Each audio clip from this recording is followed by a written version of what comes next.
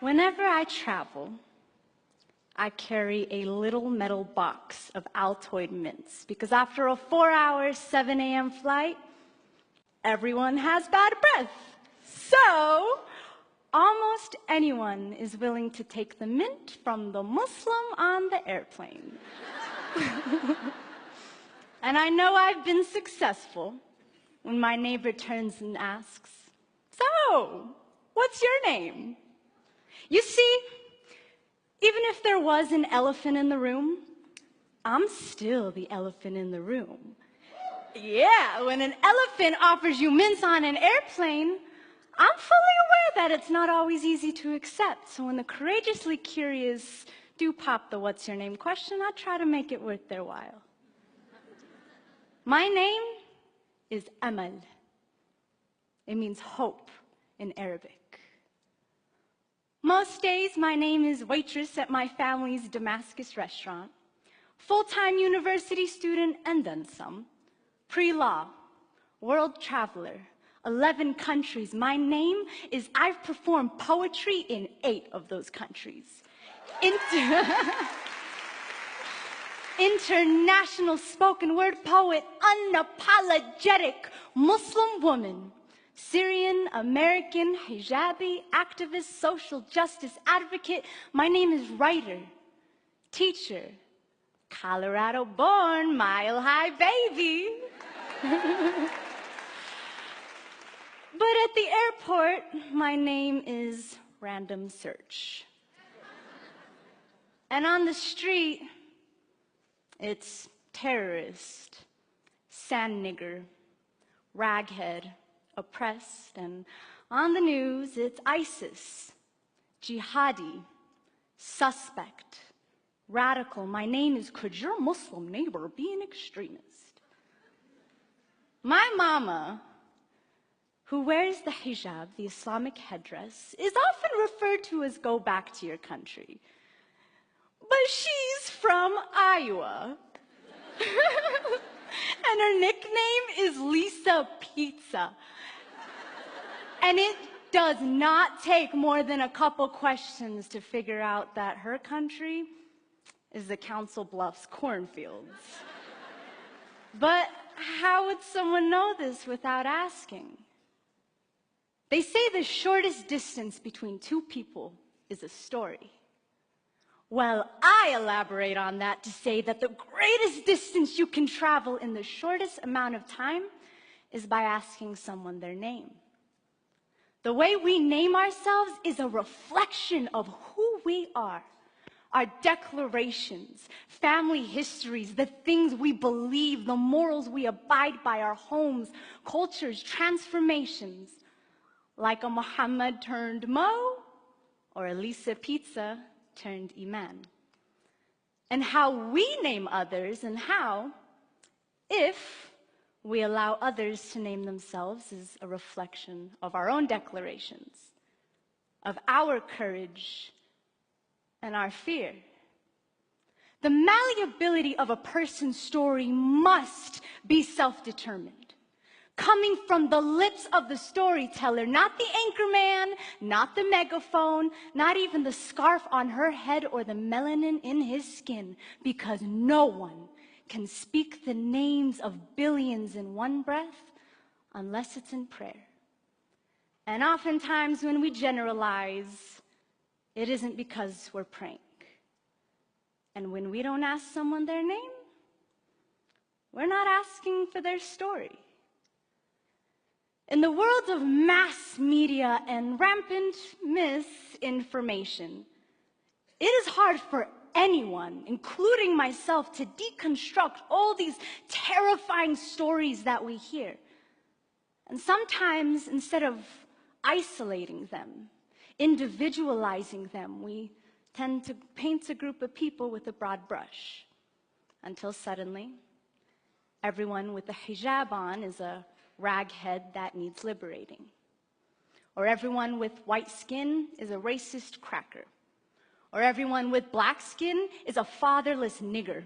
Or everybody who looks like my father is gonna blow up the airplane. Or if the killer had a light complexion, he's just a mentally fragile lone wolf. And we come to this point where we feel like we don't even need to ask people their names because we already gave it to them. In Europe right now, a monumental name change is taking place that has completely transformed a humanitarian responsibility. Countries are deporting refugees. But when you watch news coverage, these refugees are being referred to as migrants. Because let's face it, deporting migrants sounds way more reasonable than deporting individuals who have been forced to flee their country because of persecution, war, and violence. The United Nations definition of refugee.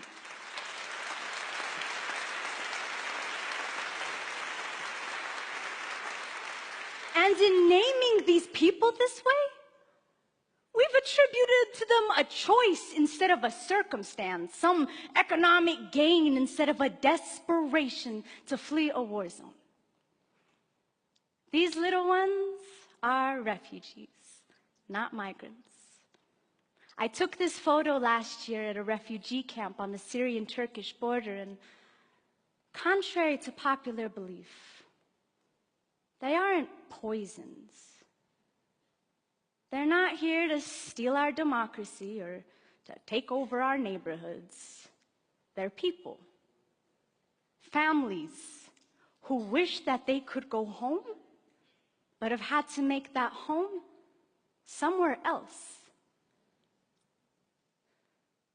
And we've come to this point where the word migrant essentially means piles of brown, foreign-speaking people. And we end up forgetting there was a point where some people would have considered those who looked like this to be migrants as well. Right, though?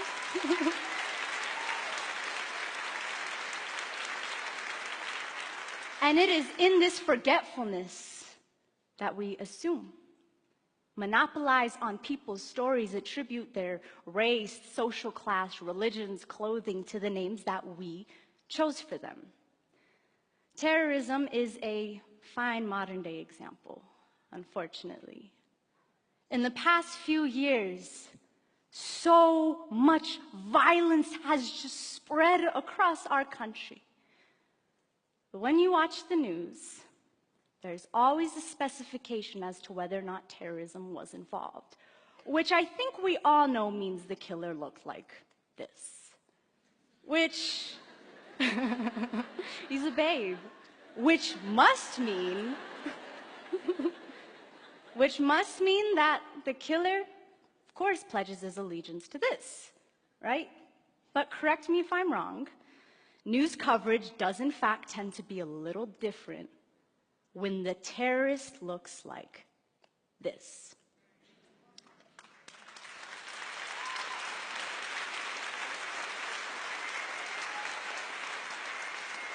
And it ultimately has us forgetting that terrorism, by definition of terrorism, has always come in all shapes and colors.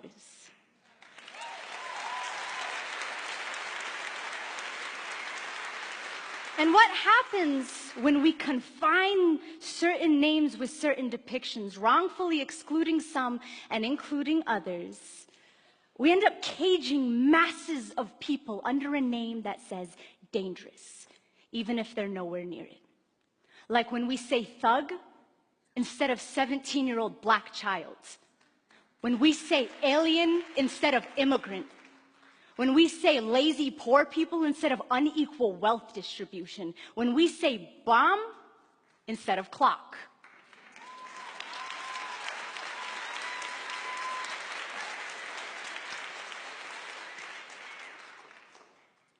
This man's name is Craig Hicks. He's often referred to as a parking dispute, but his real name is a man who shot and killed 3 Americans in their homes in their heads, execution style, because they were Muslim. His name is hate crime. Their names are Dia, Yusr, and Razan, a 23-year-old, 21, and 19. Dia and Yusr were just named husband and wife, newlyweds. And the three were known by their loved ones as sons and daughters, brothers, sisters, students, activists, Instagrammers, taxpayers, Americans. But now, their names are too young to have been taken. Their names are rest in peace, Allah yarhamu. Hicks did not ask them their name.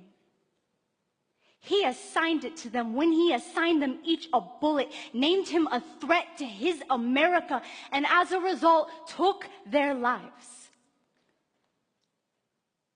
This is a photo on Dia and Yusr's wedding day. It's so beautiful. They were killed before they could even see this. Studies show that during breaking news coverage, the first story is the one that sticks, even if it isn't true. Like during the Paris attacks, when there was talk that refugees were dangerous because they found a passport, only to later confirm that there were no Syrians or refugees involved. But when we have such a huge habit of misnaming people, it's easy to overlook these kinds of mistakes. And this is exemplary of what happens in a culture of fear. In a society that doesn't ask one another their names, and you end up with the mouth of an anchorman or the mouth of a gun doing all the talking. On September 11th, 2001, I attended a private K-8 Islamic school. And within the first hours of the tragedy, my school received 2 bomb threats. The word terrorist was not on my spelling list, but all of us kids picked it up pretty soon after. And in naming us terrorists amidst this mass tragedy that affected us as Americans too, in the words of Dalia Mujahid, we were not just mourners, but we were suspects as well. But a few months ago, me and my very handsome white boy-looking brother named Usama and I were at the museum buying planetarium tickets, and an elderly white man walked up to me and said, "I'm sorry about everything you must be going through right now. I want you to know that not all Americans believe what these buffoons are saying. And I want you..." Yeah, he used the word buffoons. And he said, "I want you to know that we stand by you." Now, had I not been wearing a little piece of my identity on my head, he wouldn't have known to tell me this. And even though he didn't ask me what my name was, he instead told me his. I have learned from experience that when someone really wants to know, they will be willing to cross that threshold of fear and find out that my name means hope. And then they'll have the courage to ask the much more important questions that probably only I can answer. Like, what's that thing on your head? Were you forced to wear it? Are all Muslims really violent people? Does the Quran really say to kill all of us? Can you please tell me what's up with ISIS?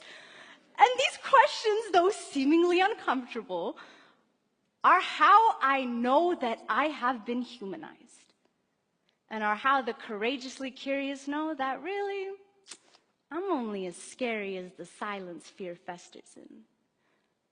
Upon meeting someone new, we ask their names.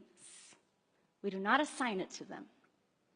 And with that name, we are given ancestry, bloodlines and dialects, books and poems, perspectives, wars, struggles, and survival stories. What's your name is such a short distance to cross. But when you ask me, ooh, buddy, I'm gonna take you from Kuala Lumpur to Barcelona to Beirut. We're gonna go to Damascus, to Sydney, to Trinidad and Tobago. I will show you Mecca. My closet with 70+ international scarves, the graves of my 31 family members who've been killed in Syria, the coffee shop that I hang out at and do my homework. But we must have the courage to claim our curiosity, to go beyond anything we ever knew, anything we ever feared. But it takes two. The elephant who offers the mint, and the one who takes it.